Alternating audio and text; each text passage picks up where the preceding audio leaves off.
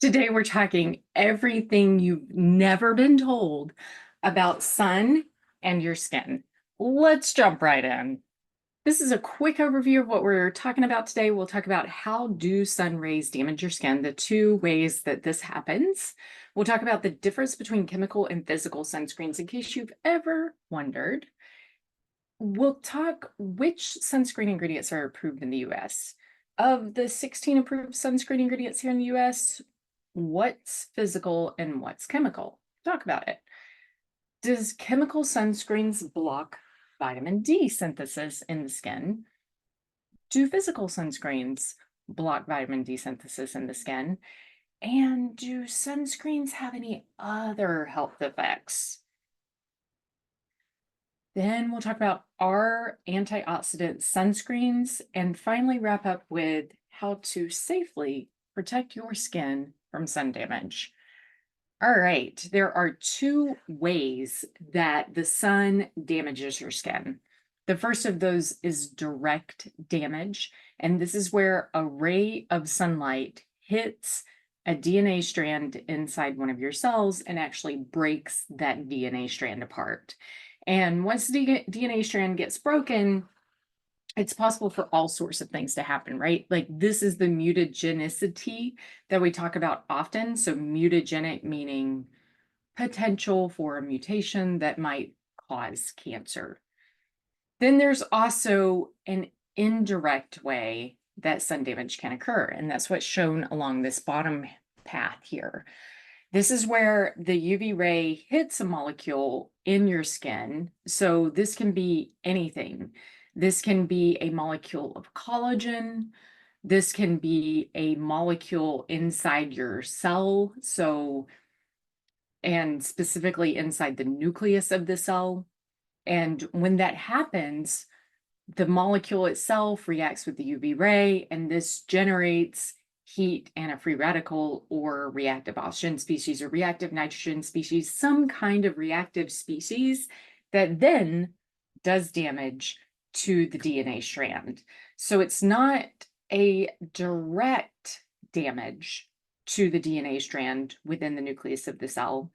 It's indirectly damaging that DNA strand. And really, even though I mentioned collagen, collagen is actually in the extracellular space. So yes, like one of the things that sun can do is damage collagen. When we're talking what FDA really cares about, it's the cancer-causing potential of sun exposure. And so this is DNA damage. And so here, if this particular reaction isn't happening inside the nucleus of the cell, there's no real potential to create risk to this DNA molecule and actually break that DNA strand. All right, let's move on. How do chemical sunscreens work? Whether we are talking chemical or physical sunscreens, I prefer to think of sunscreens as sunblock. They are designed to sit on the surface of your skin so that when, again, if we're talking sunblock, when the when the sun ray hits your skin, the first thing it sees is that sunblock. In the case of chemical sunblock, the chemicals are reactive in nature, meaning that when they are hit by sunlight, they react. And this creates free radicals and heat. So if you've ever heard someone say, or maybe you are this someone who says, oh, I just feel so hot when I wear sunblock. This is why, because anytime that one of these chemical sunscreens reacts with sunlight, it's generating heat and then also free radicals. And if you're thinking, oh my gosh, this sounds terrible, because we've been taught free radicals are bad for us, right? Well, here's the thing. As long as that sunblock is sitting on top of your skin, this is where it's okay to generate a lot of free radicals. I mean, we could get into the whole, technically, like it's damaging the microbiome of the skin, like all of that, but like theoretically speaking, as long as it's sitting on the top of your skin, forming free radicals isn't that big of a deal. Let's move on to physical sunscreens. Let's take a look at how physical sunscreens or physical sunblocks work. So rather than reacting with the UV ray, which we're going to actually talk about this later on in this talk, so stay tuned. Rather than reacting with the UV ray, the way that these are purported to work, the way that we've been told that these work, is that they act as a mirror. So the physical sunscreens, once again, sit on top of your skin, sun ray hits them and bounces right off, just like a mirror. Voila, protecting you from sun rays.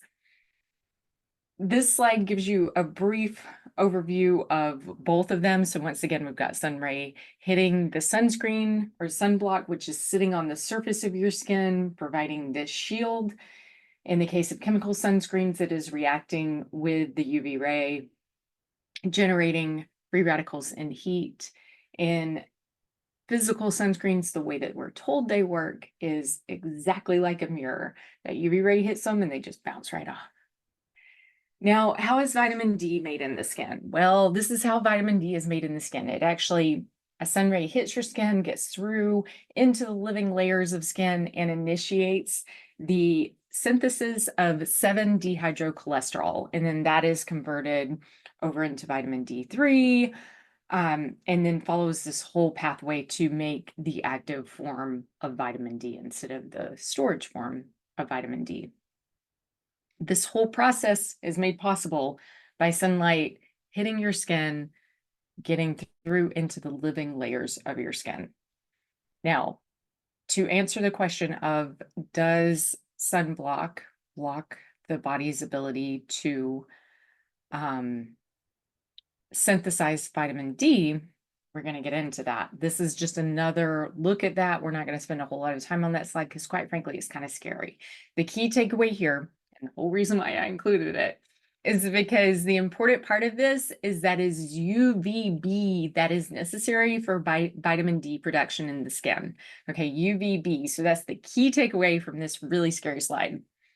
Types of UV rays, which leads us to this. There are, well, there's actually multiple types of UV rays. There's also UVC. We're talking UVA and UVB. The reason being because UVC are most of the UVC entering our atmosphere is blocked by the atmosphere itself, by cloud layer, by just air in the atmosphere, so that very little UVC, if any, is even reaching us. So we're most talking about UVA and UVB.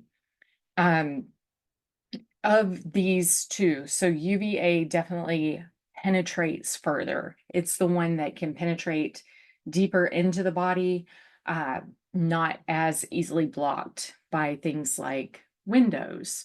So if you're driving in a car a lot, you're still getting UVA exposure, even if you're not getting UVB exposure. UVB, it can be blocked by windows. And in addition to that, it's the one that by the time it penetrates just a little bit into your skin, its energy is dissipated, and so it's not doing damage at those deeper layers. So yes, it can reach the living layers of skin, but when we're talking like getting really, really deep into the skin, even UVB doesn't have that capability. Let's see, there was one more. Oh, and then also UVB is the one that is responsible for creating sunburn. So that's the other kind of key takeaway from this. Now, this is the full list of sunscreen ingredients approved in the US. And what you will notice is this includes whether or not they block UVA or UVB. PABA. Let's talk about PABA for a minute.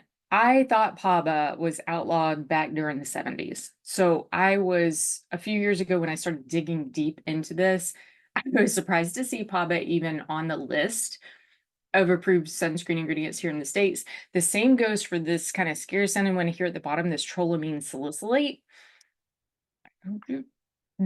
So both of those are now removed even if they weren't removed like back in the 70s, when especially like I say, especially when I thought Papa was, they are removed now. So the FDA has removed these from the approved sunscreen ingredient list, meaning that they're no longer allowed for use in sunscreens here in the States. This still leaves 14. So if you see this word organic, this means chemical in nature. Technically it means contain carbon in the structure. It does not mean organic in the way that we think of organic, like organic fruits and vegetables. A totally different kind of organic. It just has carbon in the structure. These are your chemical sunscreens. These are the ones that react with sunlight to form free radicals and heat. The inorganic, so they do not have carbon in the structure, are titanium dioxide and zinc oxide. And what you'll notice here is that by and large, most of the chemical sunscreens block UVB. There aren't many of them that also block UVA. And in case you're wondering, oh, what's the difference between UVA1 and UVA2? It's just a slight difference in wavelength. They're still both UVA rays. They're just this is what changes it from UVA even to UVB is the period, the frequency of that wave. So I don't remember if this is something I talked about previously or not, or maybe something talked about later. But anyways, the key takeaway here, UVA, whether it's UVA1, UVA2, it still falls into that group of UVA on the spectrum. All right. Titanium dioxide and zinc oxide, they will block both UVB and UVA. And here is the wavelength of what UVA1 and UVA2 is. So 340 to 400 nanometers, and then also 320 to 340 nanometers is what I was looking for a minute ago. All right. Now, do chemical sunscreens have any other health effects? Surprisingly. FDA, all right. A few years ago, it's actually been a minute at this point, FDA decided to perform their own study, specifically around avobenzone. And how this came about is because FDA was doing a review of the literature available on all of these sunscreen ingredients, specifically the chemical sunscreen ingredients from this list here. And these were studies that other researchers had done and then published in peer-reviewed scientific journal articles. And FDA started getting concerned as they were seeing these articles pop up more and more. And the reason they were starting to get concerned is because these articles were really suggesting that these chemical sunscreens, which are supposed to sit on the surface of your skin, were getting absorbed systemically. So they were winding up in the bloodstream and winding up in the bloodstream at levels that FDA deemed unsafe. And so what FDA did, because there wasn't quite enough evidence to convince them about avobenzone, whereas there was evidence to convince them about some of these other sunscreen ingredients.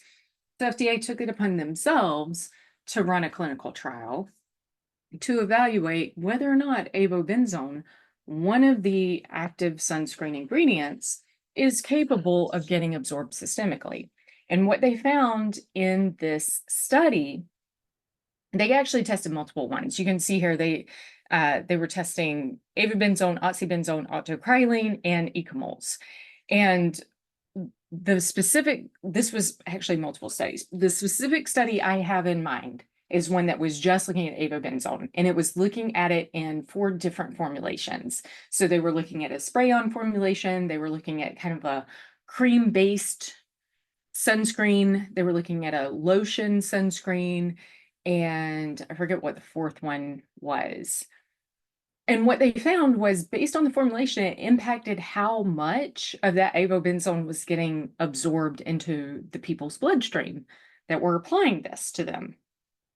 And it was at levels that weren't really safe. And here's the problem with all of these ingredients. They are endocrine disrupting.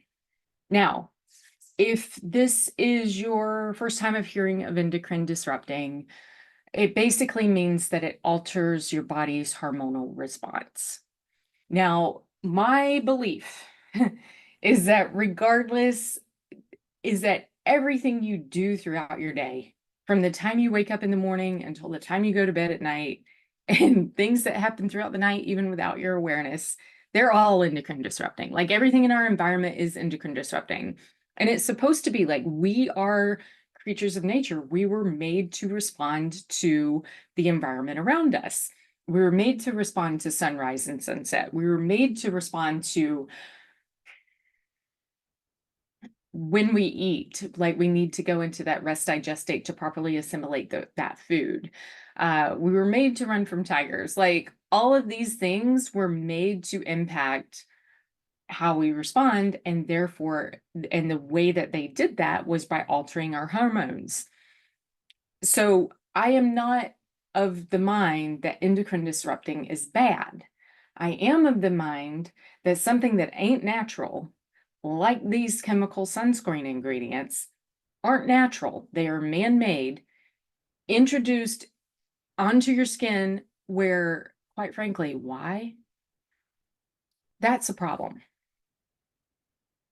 These man-made endocrine disruptors, the ones that we have not evolved with, that we are now introducing and slathering onto our skin and breathing, because we're not just talking about sunscreens. We're talking about like all the things. We're talking about the synthetic fragrances, like we're talking about everything.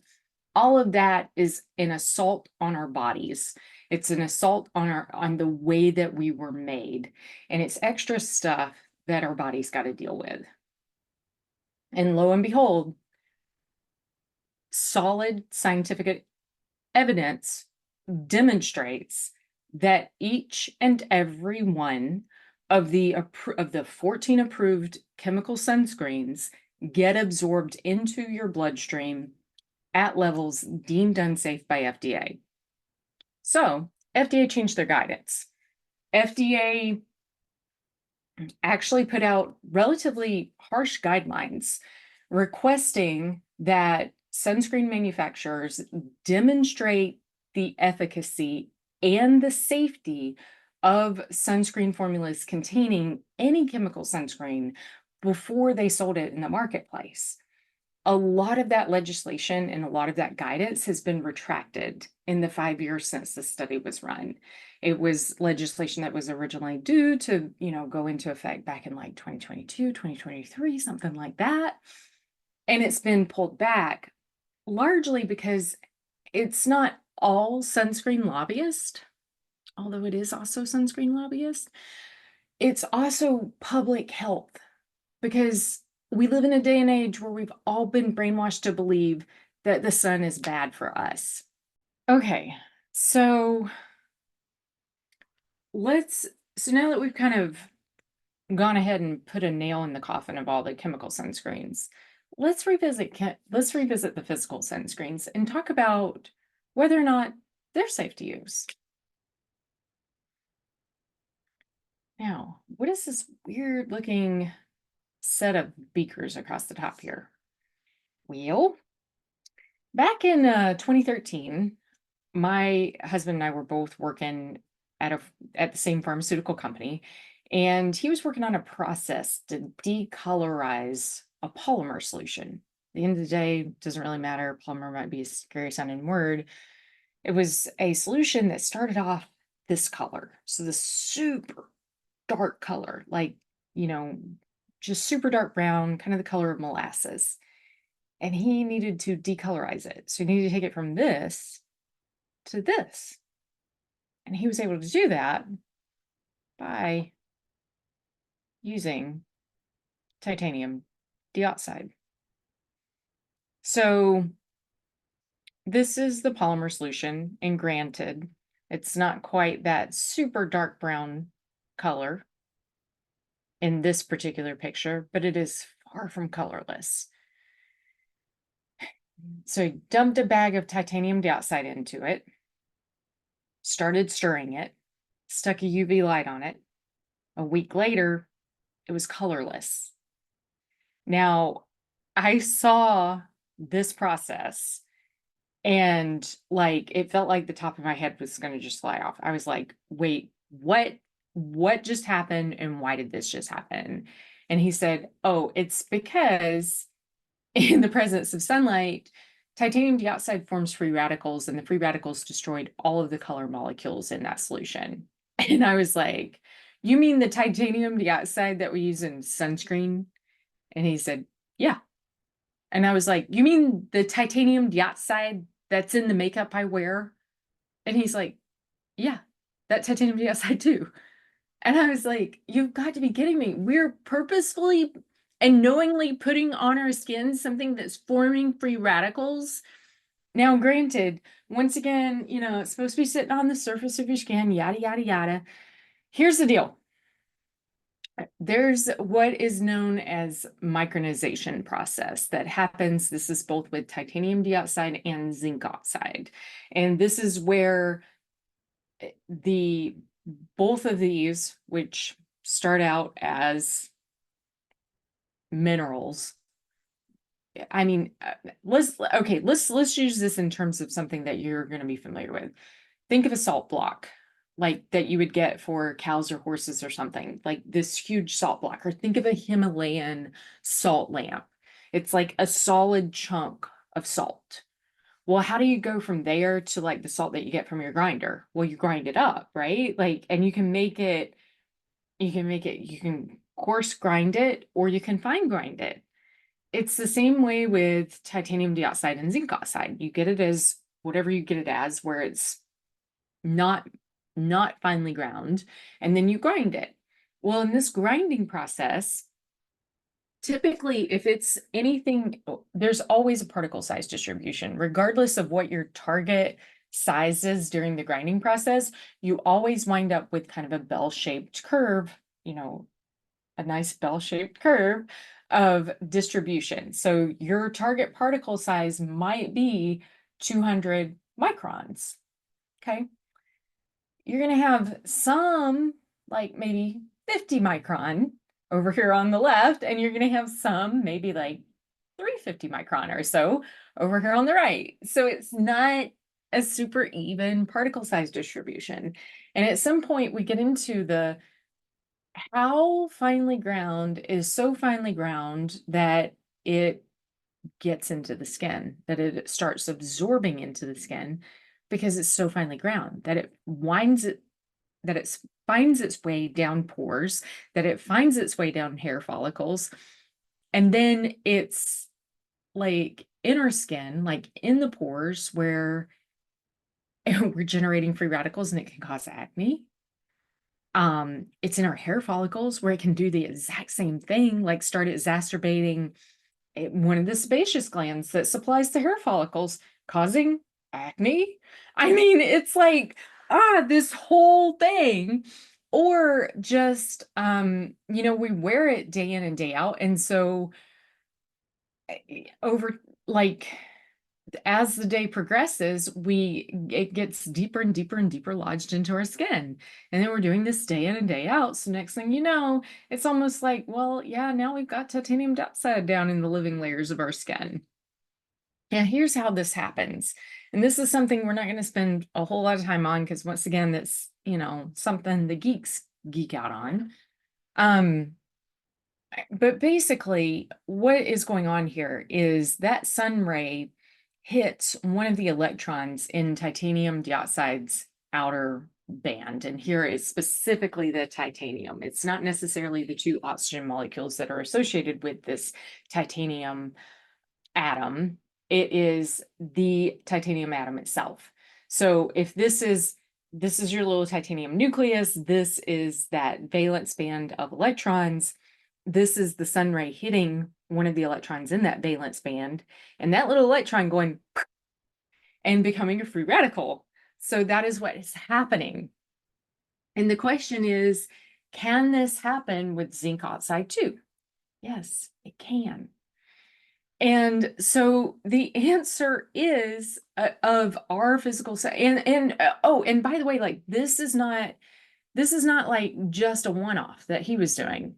They use the photocatalyzing effects of titanium dioxide and zinc oxide in all kinds of treatment operations across a whole bunch of industries, like sewer treatment plants use photocatalysis with these exact same things that we're putting on our face to avoid skin cancer. Like it's insanity that this would be approved. Insanity. And then, you know, as women, we're applying it anytime your makeup says may contain titanium dioxide or may contain iron oxides, it does. That's what lends the pigment to it. And if it seems like I'm getting fired up about it, it's because I'm getting fired up about it. This is one of those things that really irritates me. That, you know, here we are, we're being told and we're being misled and we're being guided to use all of this crap that's exactly that. It was a way to sell crap. They didn't have to pay to send it to the dump, which is where it belongs. They just like put it into skincare and sold it to us. It's bullshit. All right, a quick recap. So direct DNA damage.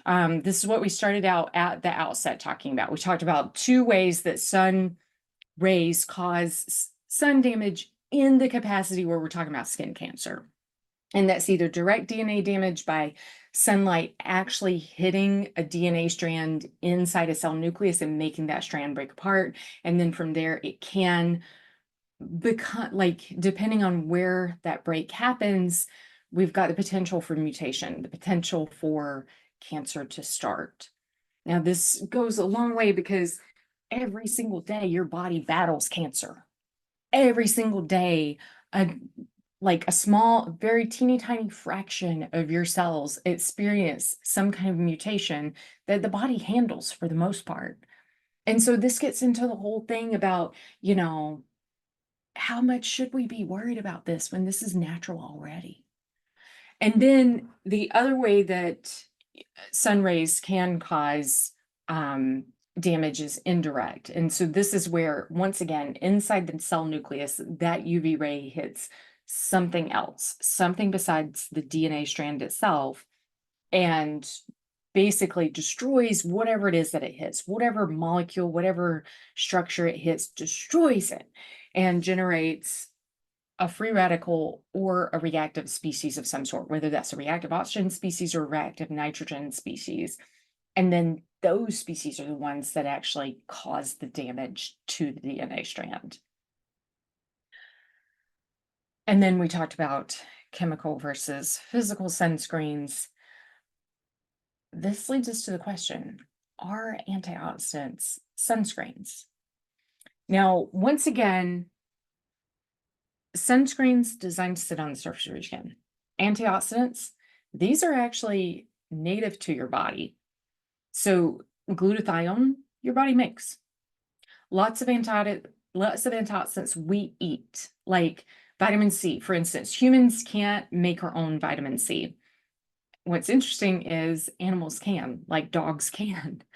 Humans can't, but other animals can. And so, and a lot of the antioxidants that we eat, like a lot of the vitamins, which, I mean, depending on, not all vitamins are antioxidants. So I'm going to use vitamin C as a prime example. Vitamin E is also an antioxidant. So these are essential for creating our own supply of antioxidants, whatever that looks like. We actually have a process whereby we can resurrect vitamin C in our own bodies using vitamin E. And once again, like some of these vitamins are essential for synthesizing our own reserves of natural native antioxidants like glutathione, for instance. So antioxidants protect from indirect DNA damage. I will say the exception to this is melanin. Melanin has a huge amount of antioxidant properties. And melanin, of course, this is the compound that is produced by your skin that lends to skin pigmentation. This is why, like, if you have darker skin, you are typically less typically sun exposure is less problematic for you because you have like a built-in antioxidant supply that lighter skinned people don't. And it's also why, like, when you get that base tan, then you can stay longer and longer and longer in the sun without burning because you have this built-in um, antioxidant factor, antioxidant reserve from the melanin. And then another way, in addition to like your body making its own and you eating it, you can also apply antioxidants topically. This might, I mean, I think this is like the main role of anything you use topically should be to help replete antioxidant reserves.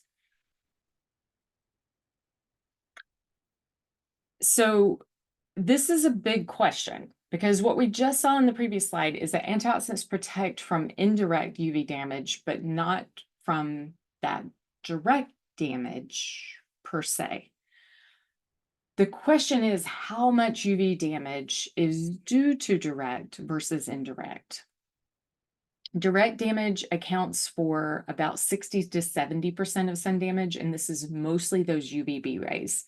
Indirect damage accounts for the other 30 to 40%, and this is mostly UVA rays. Now, the bigger question is, what about skin cancer? Well, when we're talking squamous cell, when we're talking basal cell, both of those, the type of UV that is most implicated in developing both of those is UVB. Yes, UVA plays a small role in squamous cell. It's not the major contributor. Melanoma, on the other hand, both UVA and UVB are implicated in the development of melanoma. By far the most deadly type of skin cancer. So anyways, like there's a lot to unpack around melanoma. There way more than we can get into in this particular conversation today. This is a topic near and dear to my heart. I lost a grandmother to melanoma, and it wasn't just any type of melanoma. It was actually a flesh-colored melanoma of all things. So super rare and super aggressive. This is a topic I've written about before on Hormones Matter.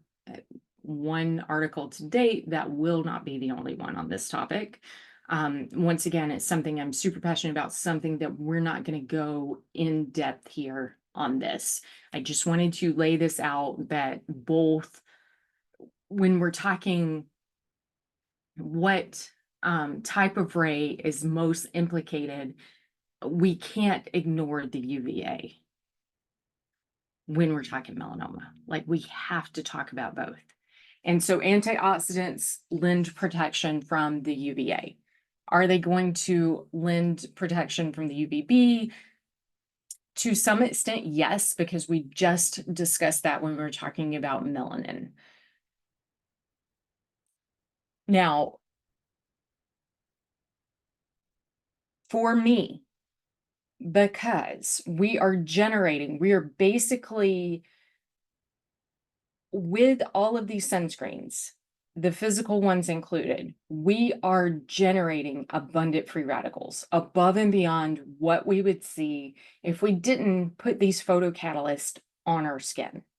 Because let's face it, like whether we're talking chemical sunscreens or whether we're talking physical sunscreens, both of these are photocatalyzing. Both of these are generating free radicals. This is problematic, and especially when we know that those chemical sunscreens are absorbed into the skin. So if we've got all of this